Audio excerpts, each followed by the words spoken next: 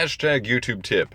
Hey, gameplay commentators, unless your commentary is about the gameplay, unless you're talking about what we're seeing on screen, don't waste 30 seconds to a minute of our time at the start of your video to say, and the gameplay you're seeing on the screen is some Rocket League that I played the other day, or some Call of Duty Black Ops 3 that I played the other day. We can see what game you're playing. We can see the gameplay. Unless you have something significant to say about it, don't waste the first half of your video talking about it. It kills your videos.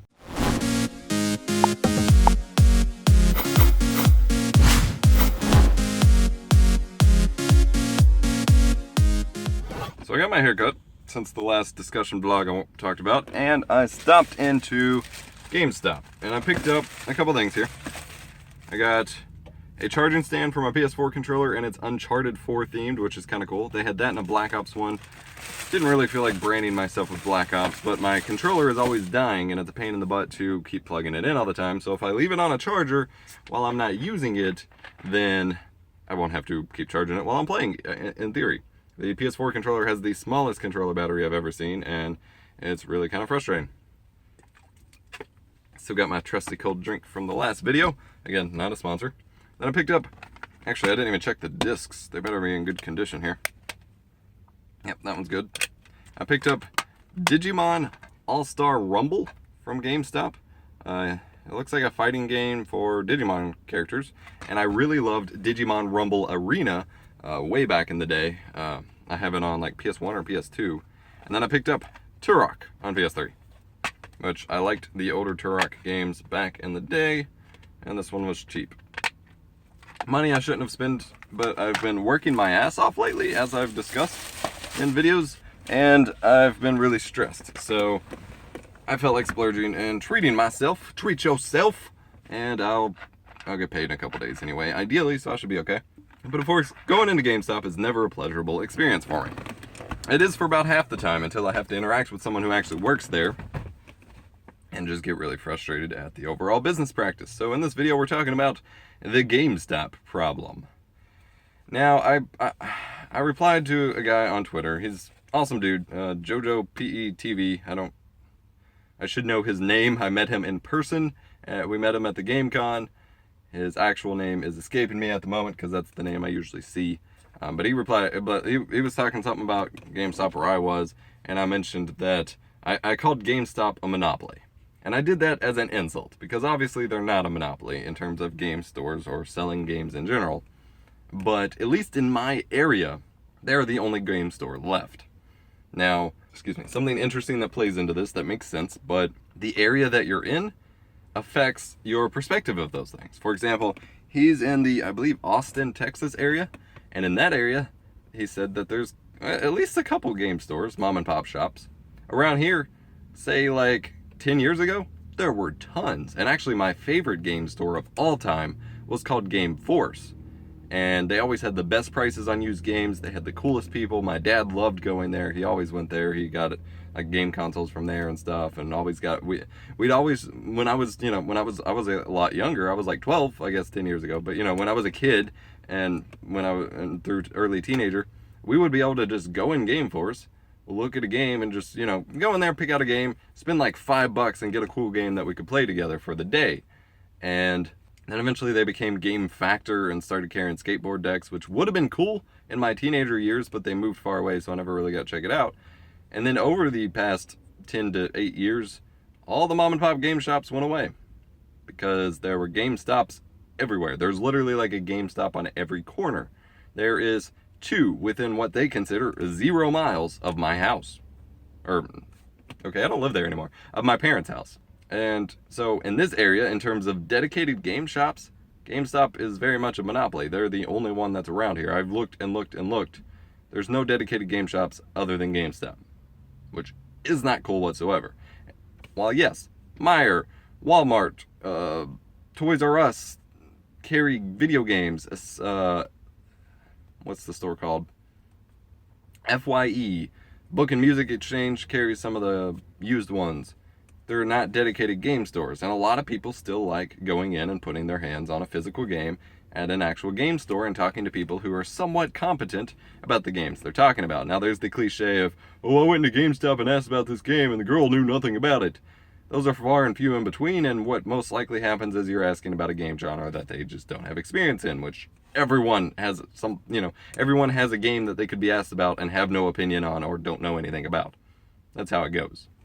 That little cliche is more of just a myth than a real thing. But the problem is, GameStop makes all of their money by upselling you things you don't need, or off the used game market, which I've already discussed in depth on the gaming channel.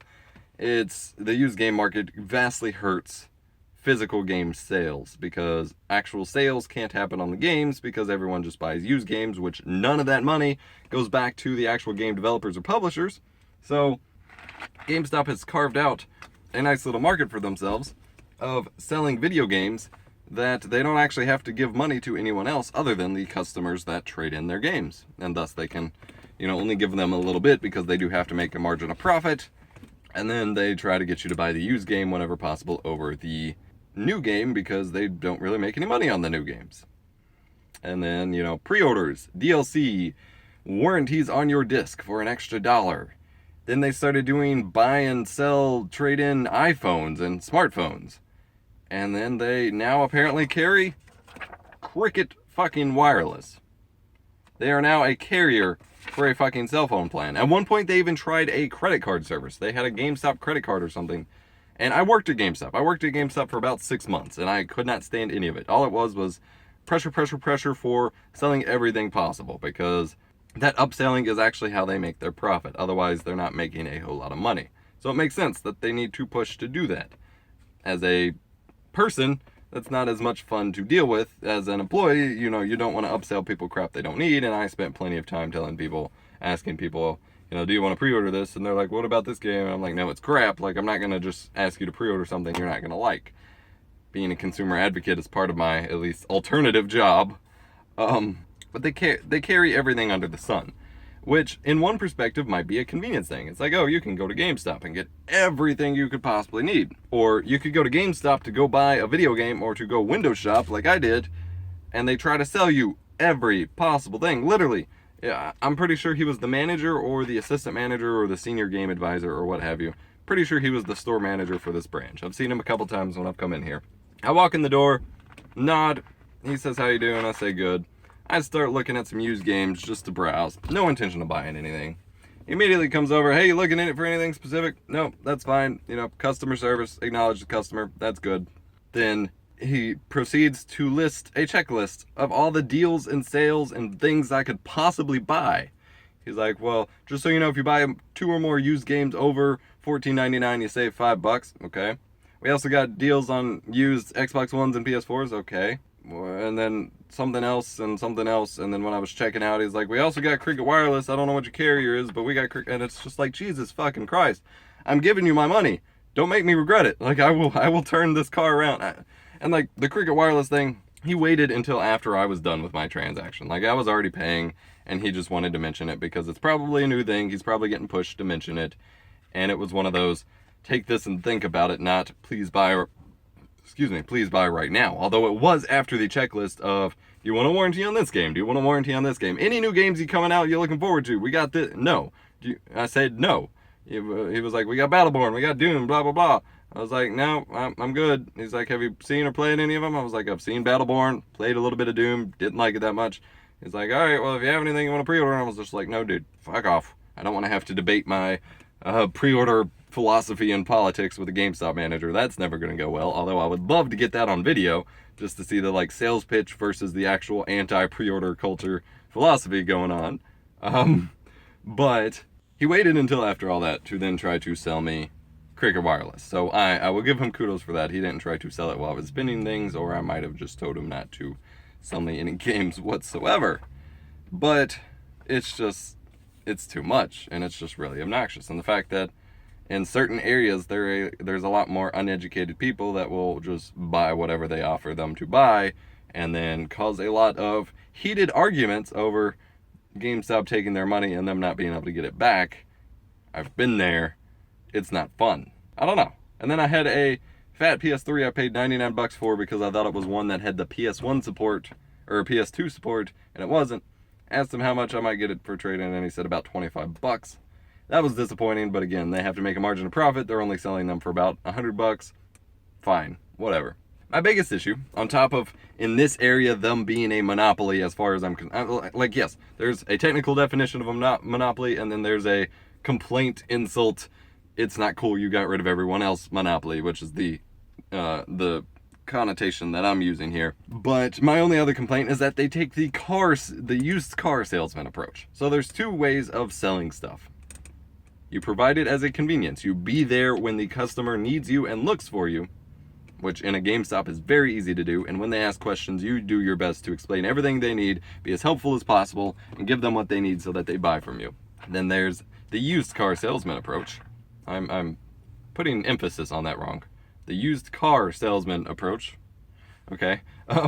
In that, as soon as you step foot on the property, they are ambushing you like vultures trying to get you to buy and every single thing under the goddamn sun, which is what GameStop does, and that's their policy. Like that, if you get caught not approaching a customer who walks in the store, even if you like have a line, like people get yelled at, even if they have an entire line of people checking out, they're like, you're not doing a good enough job of greeting the customer and walking up and asking if they need help. It's like, there are 5 fucking people checking out. I'm not just gonna abandon the register to go help someone browsing at games that's just gonna tell me to fuck off. Like, that's gonna piss everyone off. That's their policy. And it's just fucking ridiculous. Why, like, I had my best success at GameStop or in any sales manner, which always pissed the managers off because that's not policy. But I always had best success by simply being there when my customer needed me, by making sure I greeted them, making sure I felt they were, welcome, asking if they had any questions, then backing off and waiting until they did, or until they seemed confused, or until they were checking out to really do anything more. And I don't understand why. I guess it's just too passive. I think it's too passive for sales metrics. Like, you can't be like, well, I just waited around and then eventually they came to me and I sold them on stuff. Like, that doesn't bode well for corporate tracking of who's selling what, because if you're actively trying to approach customers and get them to buy stuff, it looks a lot better and it seems like it's a lot more tangible. But I don't know. And I don't hate GameStop. Like, sure, once I got fired due to some really stupid shit. I was a senior game advisor. I walked right in. I was way too young for that. That was back in 2012. I just came off a Meijer job. I had done minor supervising at Meijer, which Meijer was my first job. And then I literally walked into the local GameStop, talked to the manager who I'd talked to quite a few times, and was like, hey, give me a job. And he gave me the job, and it involved opening and closing the store and things I'd never done before as in terms of responsibilities, and I was way too young. And on top of having much stronger feelings against the market and a not quite as educated perspective of whose fault the market issues were, it didn't go all that well. But I did enjoy my time there, and I enjoy the culture around GameStop. Like, I enjoy the culture around video games and video game media and video game stores. And I would love to go do video work for them. Although the multitude of videos I've made, like blaming them for problems, probably is ruling me out of that possibility. But, like, I'd love to be one of the dudes working on the GameStop TV ads and things like that, and, that they show on loop in the store, and the G4 style content. But I don't know. Just wanted to talk again, share my thoughts with you. I'm gonna go to Kroger, pick up some breadcrumbs so we can make some yummy chicken parmesan tonight, and I'll catch y'all later. Let me know your thoughts in the comment section down below, and see you later.